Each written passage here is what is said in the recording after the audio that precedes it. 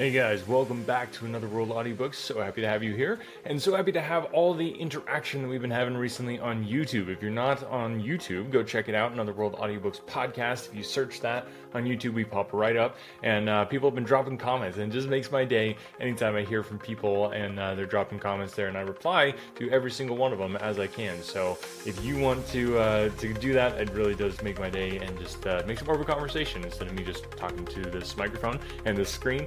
I really enjoy having a conversation with the listeners, so if you want to, go check that out, or you can go to anotherworldaudiobooks.com, and you can just click on the YouTube link, it'll take you right there. You can also drop comments in Spotify, so and wherever you're listening to this, please get in touch. I would love to hear from you. Thank you so much for listening, guys, and without further ado, let's jump into the next chapter of The Beasts of Tarzan. Chapter 10. The Swede. As the warriors, clustered thick about Tarzan and Sheeta, realized that it was a flesh-and-blood panther that had interrupted their dance of death, they took heart a trifle, for in the face of all those circling spears, even the mighty Sheeta would be doomed. Rokov was urging the chief to have his spearmen launch their missiles, and the black was upon the instant of issuing the command when his eyes strayed beyond Tarzan, following the gaze of the ape-man. With a yell of terror, the chief turned and fled toward the village gate, and as his people looked to see the cause of his fright, they too took to their heels. For there, lumbering down upon them, their huge forms exaggerated by the play of moonlight and campfire, came the hideous apes of Akut. The instant the natives turned to flee, the ape-man's savage cry rang out above the shrieks of the blacks, and in answer to it, Sheeta and the apes leaped growling after the fugitives. Some of the warriors turned to battle with their enraged antagonists, but before the fiendish ferocity of the fierce beasts, they went down to bloody death. Others were dragged down in their flight, and it was not until the village was empty and the last of the blacks had disappeared into the bush that Tarzan was able to recall his savage pack to his side. Then it was that he discovered, to his chagrin, that he could not make one of them, not even the comparatively intelligent Akut, understand that he wished to be freed from the bonds that held him to the stake.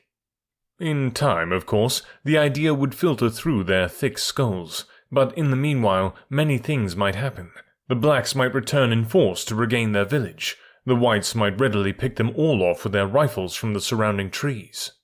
He might even starve to death before the dull-witted apes realized that he wished them to gnaw through his bonds. As for Sheeta, the great cat understood even less than the apes, but yet Tarzan could not but marvel at the remarkable characteristics this beast had evidenced. That it felt real affection for him there seemed little doubt, for now that the blacks were disposed of, it walked slowly back and forth about the stake, rubbing its sides against the ape-man's legs, and purring like a contented tabby. That it had gone of its own volition to bring the balance of the pack to his rescue, Tarzan could not doubt. His Sheeta was indeed a jewel among beasts. Mugambi's absence worried the ape-man not a little. He attempted to learn from Akut what had become of the black, fearing that the beasts, freed from the restraint of Tarzan's presence, might have fallen upon the man and devoured him. But in answer to all his questions, the great ape but pointed back in the direction from which they had come out of the jungle. The night passed with Tarzan still fast bound to the stake, and shortly after dawn, his fears were realized in the discovery of naked black figures moving stealthily just within the edge of the jungle about the village. The blacks were returning. With daylight, their courage would be equal to the demands of a charge upon the handful of beasts that had routed them from their rightful abodes. The result of the encounter seemed foregone if the savages could curb their superstitious terror, for against their overwhelming numbers, their long spears and poisoned arrows, the panther and the apes could not be expected to survive a really determined attack. That the blacks were preparing for a charge became apparent a few moments later, when they commenced to show themselves in force upon the edge of the clearing, dancing and jumping about as they waved their spears and shouted taunts and fierce war cries toward the village. These maneuvers, Tarzan knew, would continue until the blacks had worked themselves into a state of hysterical courage, sufficient to sustain them for a short charge toward the village, and even though he doubted that they would reach it at the first attempt, he believed that at the second or the third they would swarm through the gateway, when the outcome would not be aught than the extermination of Tarzan's bold but unarmed and undisciplined defenders. Even as he had guessed, the first charge carried the howling warriors but a short distance into the open, a shrill, weird challenge from the ape-man being all that was necessary to send them scurrying back to the bush. For half an hour, they pranced and yelled their courage to the sticking point, and again essayed a charge. This time they came quite to the village gate, but when Sheeta and the hideous apes leaped among them, they turned screaming in terror, and again fled to the jungle. Again was the dancing and shouting repeated. This time, Tarzan felt no doubt they would enter the village and complete the work. To have rescue come so close, only to be thwarted because he could not make his poor, savage friend understand precisely what he wanted of them, was most irritating, but he could not find it in his heart to place blame upon them. They had done their best, and now he was sure they would doubtless remain to die with him in a fruitless effort to defend him. The blacks were already preparing for the charge. A few individuals had advanced a short distance toward the village, and were exhorting the others to follow them. In a moment, the whole savage horde would be racing across the clearing. Tarzan thought only of the little child, somewhere in this cruel, relentless wilderness. His heart ached for the son that he might no longer seek to save. That, and the realization of Jane's suffering, were all that weighed upon his brave spirit in these that he thought his last moments of life. Succor, all that he could hope for, had come to him in the instant of his extremity, and failed. There was nothing further for which to hope. The blacks were halfway across the clearing when Tarzan's attention was attracted by the actions of one of the apes. The beast was glaring toward one of the huts. Tarzan followed his gaze. To his infinite relief and delight, he saw the stalwart form of Mugambi racing toward him. The huge black was panting heavily, as though from strenuous physical exertion and nervous excitement.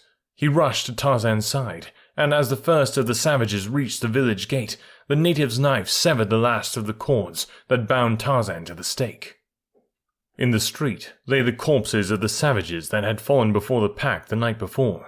From one of these, Tarzan seized the spear and knobbed stick, and with Mugambi at his side, and the snarling pack about him, he met the natives as they poured through the gate. Fierce and terrible was the battle that ensued. But at last the savages were routed, more by terror, perhaps, at the sight of a black man and a white fighting in company with a panther and the huge fierce apes of Akut, than because of their inability to overcome the relatively small force that opposed them. One prisoner fell into the hands of Tarzan, and him the ape-man questioned in an effort to learn what had become of Rokov and his party. Promised his liberty in return for the information, the black told all he knew concerning the movements of the Russian. It seemed that early in the morning their chief had attempted to prevail upon the whites to return with him to the village, and with their guns destroy the ferocious pack that had taken possession of it. But Rokov appeared to entertain even more fears of the giant white man and his strange companions than even the blacks themselves. Upon no conditions would he consent to returning even within sight of the village. Instead, he took his party hurriedly to the river, where they stole a number of canoes the blacks had hidden there. The last that had been seen of them, they had been paddling strongly upstream, their porters from Kaviri's village wielding the blades. So, once more, Tarzan of the Apes, with his hideous pack, took up his search for the ape-man's son and the pursuit of his abductor. For weary days they followed through an almost uninhabited country, only to learn at last that they were upon the wrong trail. The little band had been reduced by 3, for 3 of Akut's apes had fallen in the fighting at the village. Now, with Akut, there were 5 great apes, and Sheeta was there, and Mugambi and Tarzan. The ape-man no longer heard rumors even of the 3 who had preceded Rokov, the white man and woman and the child. Who the man and woman were he could not guess, but that the child was his was enough to keep him hot upon the trail. He was sure that Rokov would be following this trio, and so he felt confident that so long as he could keep upon the Russian's trail, he would be winning so much nearer to the time he might snatch his son from the dangers and horrors that menaced him. In retracing their way after losing Rokov's trail, Tarzan picked it up again at a point where the Russian had left the river and taken to the brush in a northerly direction. He could only account for this change on the ground that the child had been carried away from the river by the 2 who now had possession of it. Nowhere along the way, however, could he gain definite information that might assure him positively that the child was ahead of him. Not a single native they questioned had seen or heard of this other party, though nearly all had had direct experience with the Russian or had talked with others who had. It was with difficulty that Tarzan could find means to communicate with the natives, as the moment their eyes fell upon his companions, they fled precipitately into the bush. His only alternative was to go ahead of his pack and waylay an occasional warrior whom he found alone in the jungle. One day, as he was thus engaged, tracking an unsuspecting savage, he came upon the fellow in the act of hurling a spear at a wounded white man who crouched in a clump of bush at the trail's side. The white was one whom Tarzan had often seen, and whom he recognized at once. Deep in his memory was implanted those repulsive features, the close-set eyes, the shifty expression, the drooping yellow mustache. Instantly, it occurred to the ape-man that this fellow had not been among those who had accompanied Rokov at the village where Tarzan had been a prisoner. He had seen them all, and this fellow had not been there. There could be but one explanation. He it was who had fled ahead of the Russian with the woman and the child, and the woman had been Jane Clayton. He was sure now of the meaning of Rokov's words. The ape-man's face went white as he looked upon the pasty, vice-marked countenance of the Swede.